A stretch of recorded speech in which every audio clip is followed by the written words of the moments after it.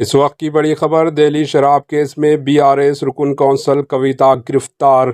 Lok Sabha election से कबल BRS को बड़ा झटका लगा। ईडी ने के चंद्रशेखर राव केसीआर की दुख्तर व एमएलसी के कविता को गिरफ्तार कर लिया। दिल्ली शराब घोटाला केस में इन्हें गिरफ्तार किया गया था।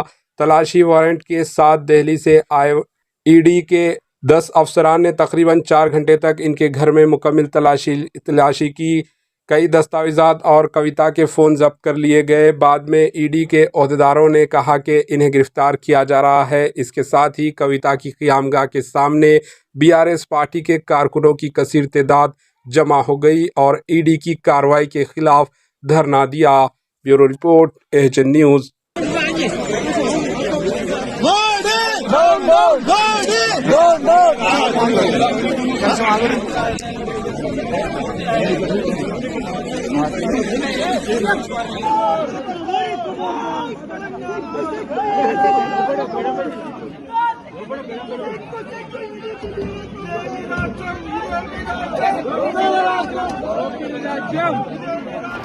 एएचएन न्यूज़ को लाइक करें, शेयर करें और सब्सक्राइब करना ना भूलें।